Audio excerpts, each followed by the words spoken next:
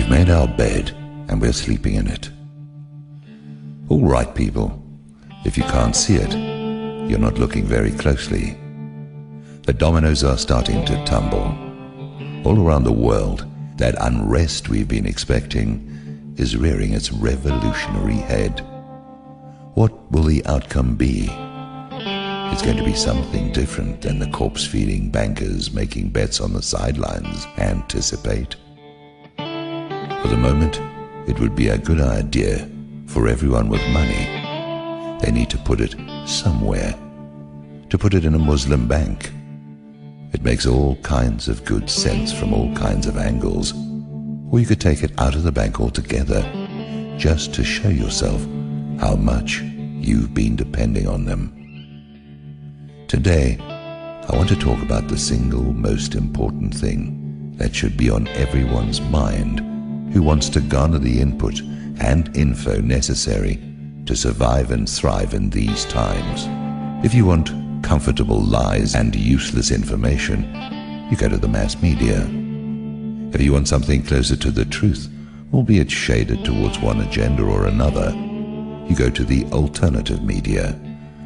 If you want the truth, as it has endured in various degrees of camouflage over longer periods of time, you go to those texts that have stood the test of time. If you want it direct from the source, as it exists in the moment, then you must go to the hidden fountains of the heart.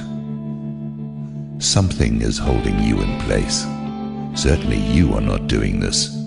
Your heart is beating without your conscious assistance.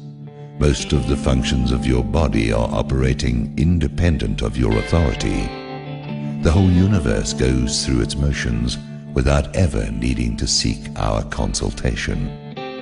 Doesn't it make sense to align our hearts and minds with the natural course of the cosmos, seeing as it has been going on like this forever?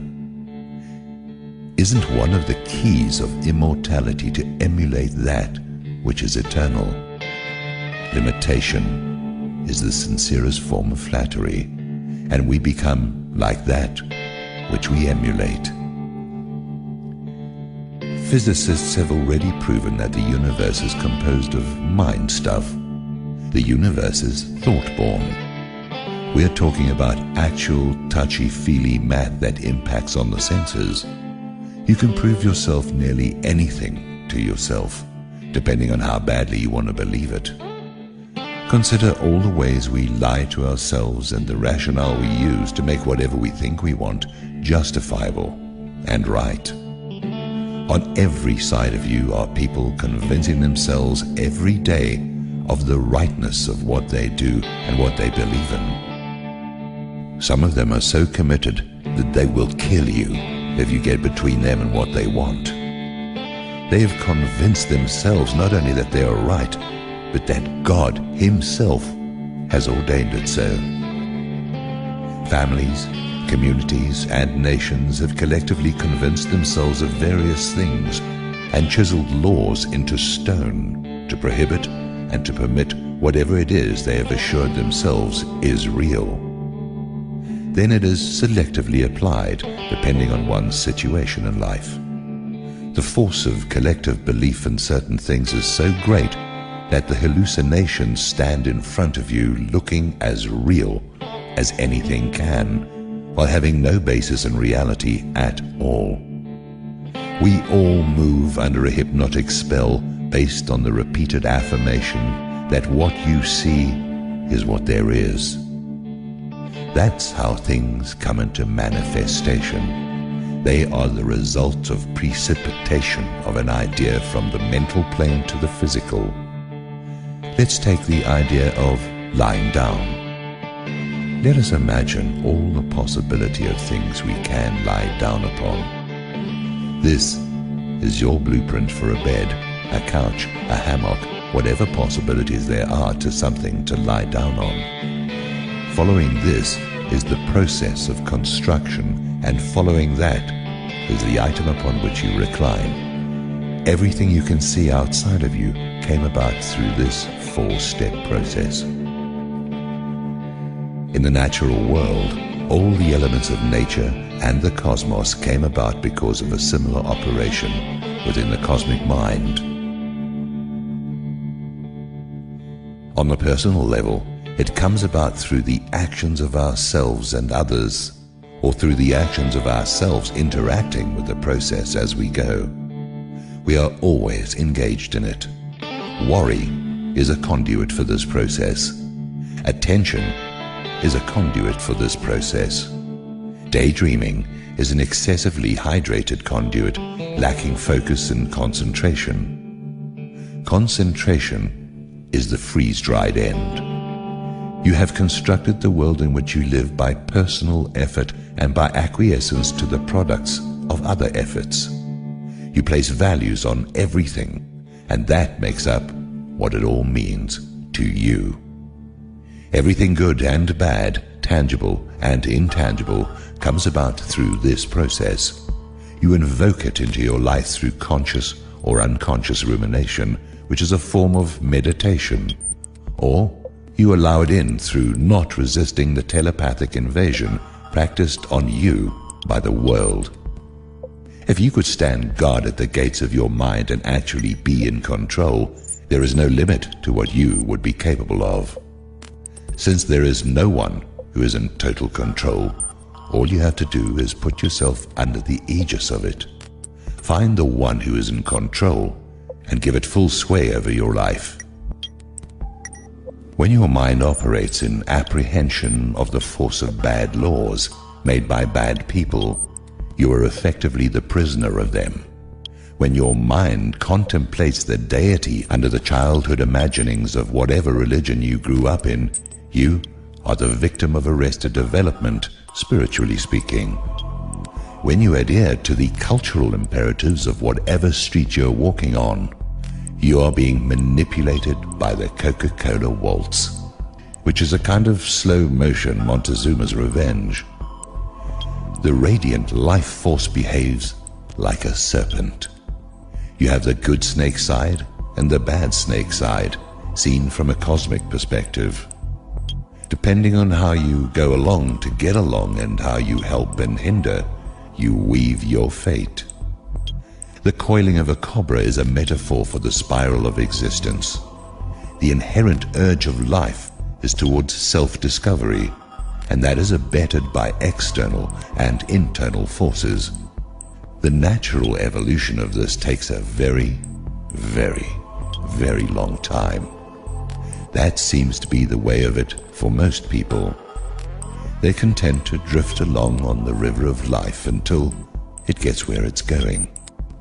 Even more unfortunately, there are those whose primary motive is personal gain. This results in a circle instead of a spiral and can literally go on forever, repeating conditions that are created by particular acts. You can hothouse this process. You can accelerate it beyond anything you presently think possible. Success is speedy for the energetic, so says the Bhagavad Gita. The inner serpent is either crawling on the ground like a snake in the grass or rising up your spine into Godhead, which occurs when you have attained the cobrahood. This makes you God's signature dish and living proof of the primary intent of his unending efforts. The divine power is a serpent. It operates through human personality, or the shadow does, in most cases to varying degrees, and we lie every time we open our mouths, being inspired by the father of lies, until we choose to work for the home team. At any time in the world, the preponderance of attention and ambition is upon getting what is wanted from the shelves and stockrooms of life. The world never runs out of new products or new ways to present old products, the same way it never really comes up with any new products, and the mind never runs out of ways to fool itself into thinking that whatever it wants next is going to satisfy the drive that ignites the appetite for it, even though that's like feeding more wood into a fire and thinking at some point the fire will have had enough wood. Here are some of the great lies that have been around since we've had tongues to tell them. I'll always love you. Trust me. First I'll get rich and then I'll help other people. The end justifies the means. God is on our side. My God is the only God. They started it. One thing you can be sure of: as long as you are blinded by the objects of desire, you have no clue about the deeper issues, and anything you think you know is compromised by your knowing at the expense of what you do not know. We spend our lives in a fruitless effort to accomplish things that are only important here, and that would be okay if we were here forever, but we're not. We sacrifice qualities which give us the potential to be so much more than we are for short-term gain, for the lies of passion and desire which removes everything from the screen except what we want. We become someone else in order to be in the good graces of others who may not even like us at all. The amount of effort expended across a lifetime to prop up and defend a false self is incredible. People will die to protect a false self. They will sell out their loved ones. If one could take a moment to observe this from a pure objective standpoint, it would look unequivocally insane. In the end, at whatever point we come up against it, at whatever point we are tested to see what is and is not true about everything, including ourselves, we will have only those qualities that we have invested our time in the acquisition of. We are the sum total of the efforts we have made to become what we are, in partnership with whatever force was motivating our industry. It's all the same force, to be sure. It's our relationship to it that defines it, and our definition of it which determines the manner in which it will inevitably act out upon and within us. We take with us only the changes we have made in ourselves, and whatever those may be, they are the components that determine our further destiny.